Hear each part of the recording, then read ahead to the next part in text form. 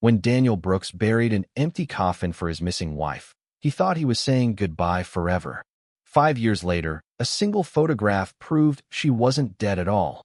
She was alive, married to another man, and living off the fortune she stole from him. Daniel Brooks had always believed his marriage to Laura was built on trust. They had been together for 8 years, both building steady careers and planning for a future that felt certain.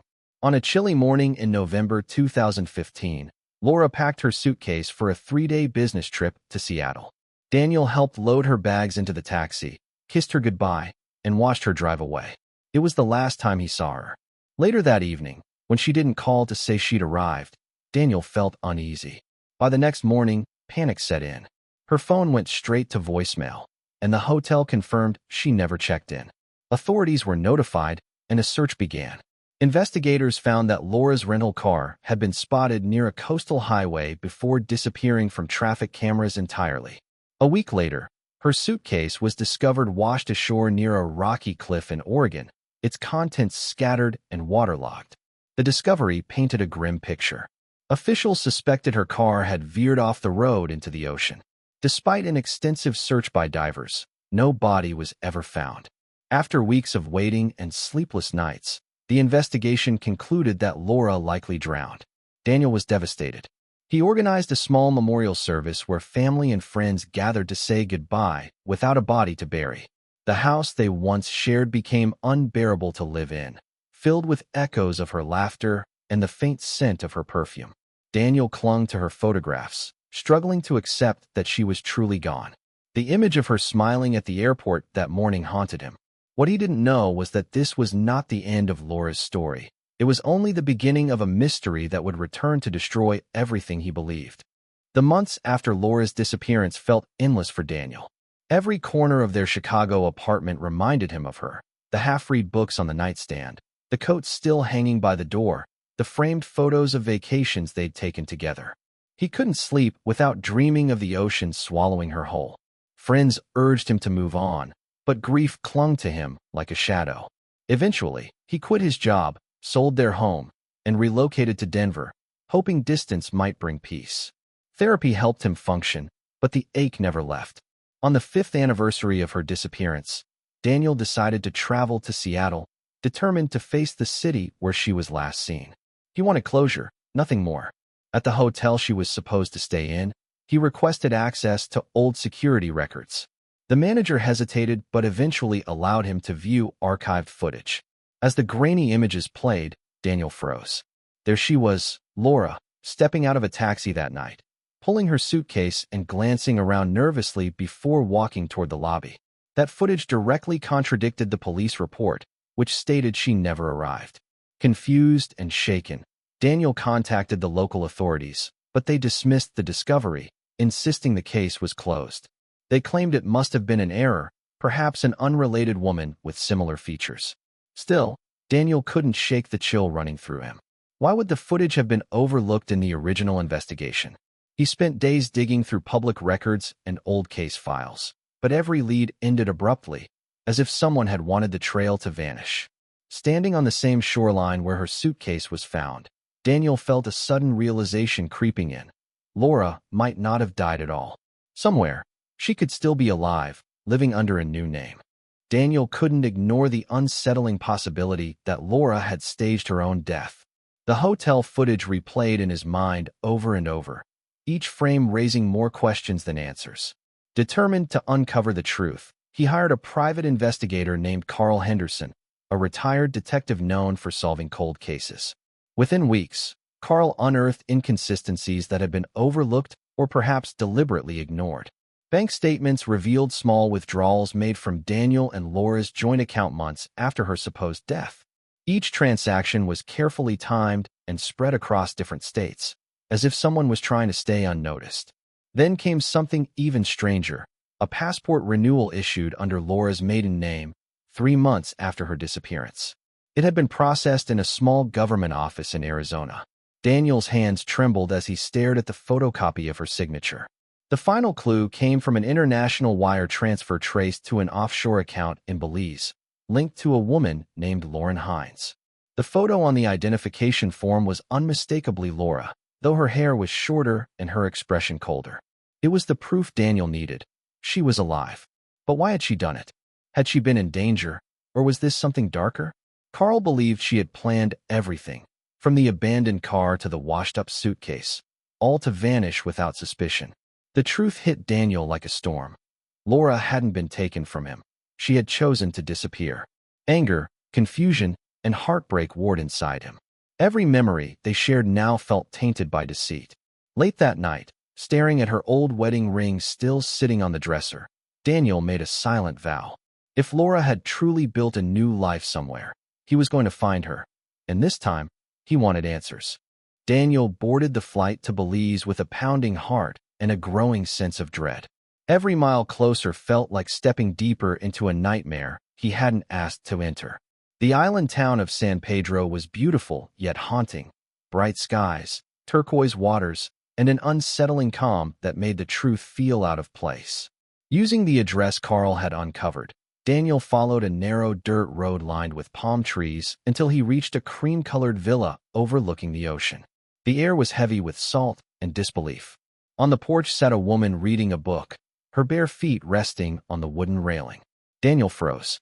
Even from a distance, he recognized the curve of her face, the way she brushed a strand of hair behind her ear. It was Laura. She was alive. His chest tightened as a man appeared beside her, handing her a drink before sitting down and kissing her gently. The sight shattered him. Locals confirmed what he feared. They were known as Lauren and David Hines, an American couple who had moved there 4 years ago. They owned a small import-export business and kept mostly to themselves. People described them as quiet, polite, and deeply in love. Daniel listened in silence, trying to process the unbearable truth that his wife hadn't just faked her death. She had replaced him completely. Rage gave way to disbelief. He took photos, collected evidence, and returned to his hotel in shock. That night, as waves crashed outside his window, Daniel stared at the images on his phone, each one a knife twisting deeper into his heart. Laura had built a new life, smiling in the sun with another man, while he had spent 5 years mourning her. Everything he believed about love had been a carefully constructed lie.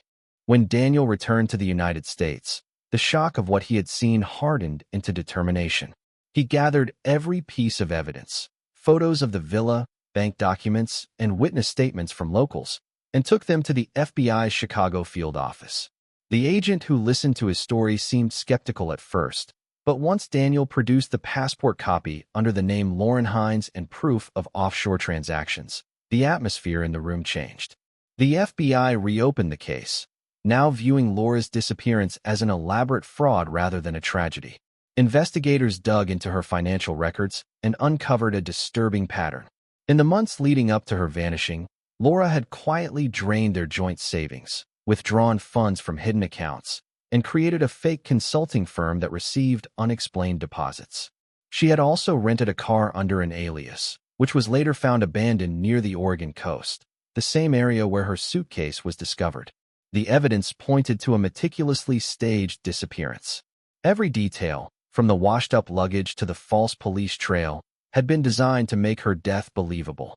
Agents traced emails between Laura and a man named David Hines dating back nearly 2 years before her supposed death. The two had exchanged messages discussing travel plans, financial transfers, and their intention to start over somewhere new. It became clear Laura had been planning her escape long before she ever boarded that plane. Daniel sat through every meeting in stunned silence, realizing he had lived beside a stranger. The woman he once called his wife had manipulated him, deceived the authorities, and vanished to live in luxury. The love he once mourned was nothing but a carefully crafted illusion built to hide a crime of greed and betrayal. The FBI coordinated with international agencies to track down Laura, now living under the name Lauren Hines. Working with Belizean authorities, investigators pieced together the couple's activities since her disappearance.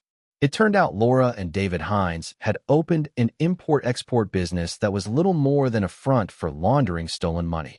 They used fake invoices, offshore accounts, and shell companies to disguise the funds Laura had siphoned from Daniel and her former clients.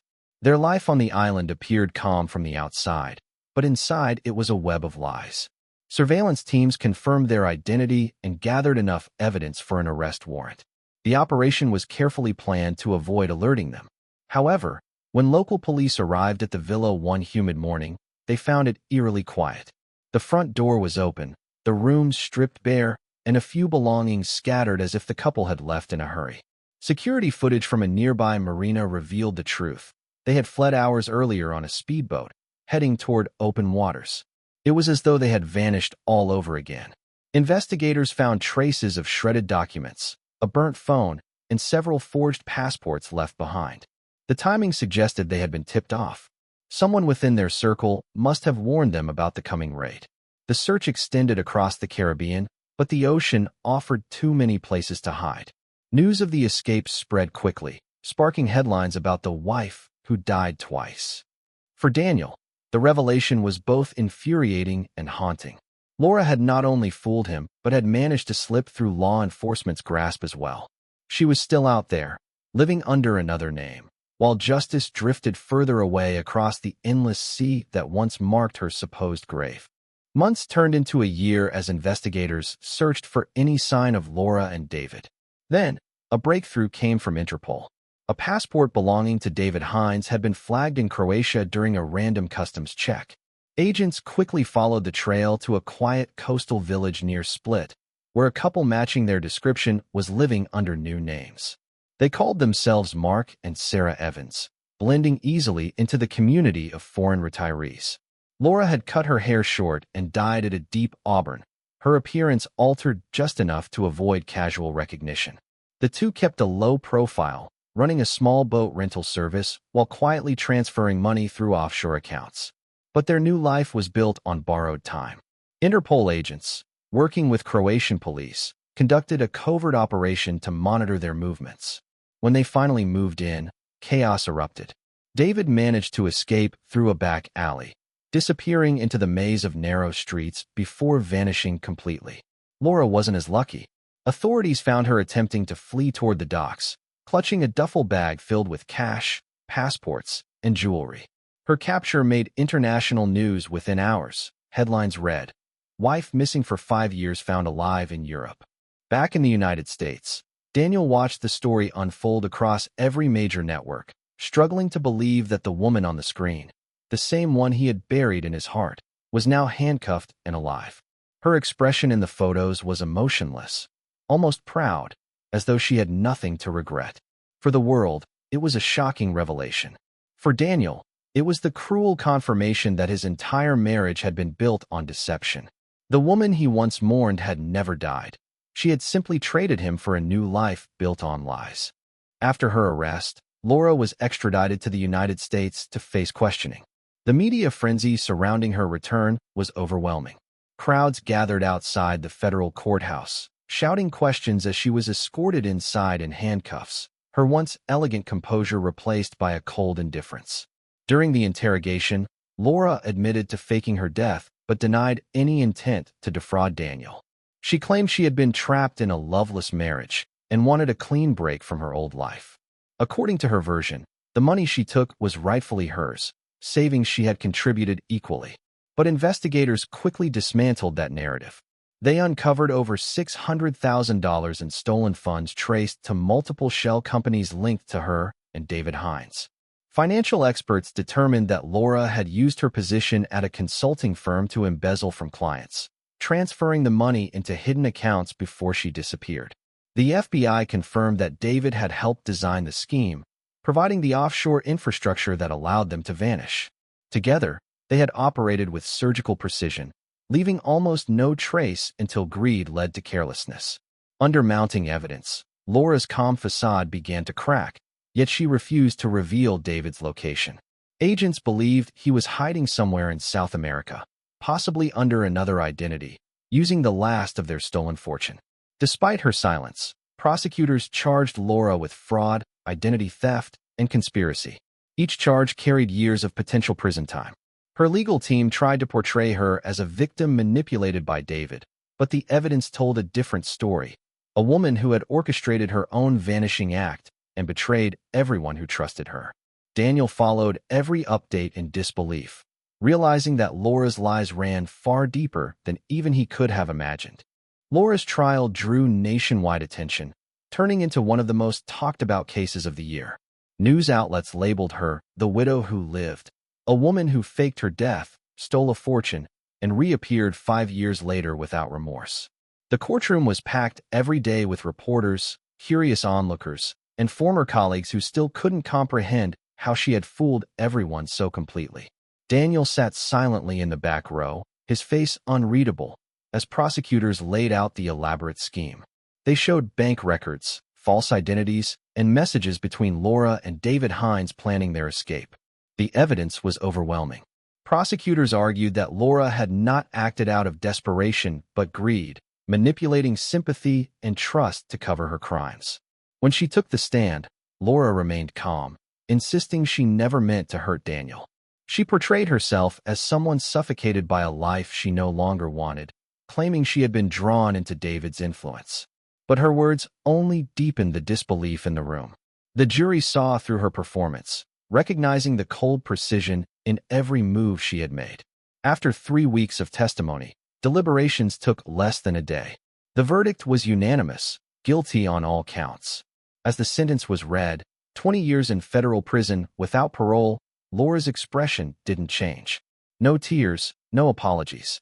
She simply lowered her head and whispered something to herself before being led away in handcuffs. For Daniel, it was both an ending and a haunting reminder of the woman he had once loved. Watching her disappear down the hallway, he felt no satisfaction, only emptiness. The justice system had punished her crimes, but it couldn't restore the years he had lost or the trust she had so carefully destroyed. Years passed after the trial, and Daniel slowly began piecing his life back together. The endless media attention faded, replaced by quiet routines and cautious attempts to live again. He moved to a smaller town, started teaching finance at a local college, and tried to rebuild the sense of normalcy that had been ripped away. Yet, late at night, memories of Laura still crept into his mind, the way she smiled, the sound of her voice, and the moment he realized it had all been a lie. Despite everything, part of him struggled to comprehend how someone he loved so deeply could have planned his destruction so carefully. Occasionally, he received updates about her. Laura was serving her sentence at a federal facility in Texas, reportedly distant and uncooperative with other inmates. But even behind bars, her influence lingered. One morning, Daniel received an anonymous email with no subject line. Inside was a single sentence. Asterisk, David says hello. Asterisk attached was a blurred photo taken somewhere tropical, 2 figures sitting at a beachside cafe, one of them unmistakably David Hines. Authorities were alerted, but the location couldn't be verified. It was as if David had resurfaced just to remind Daniel that the story wasn't over. Investigators believed he was living under yet another identity, continuing to launder money from the funds they had hidden years earlier.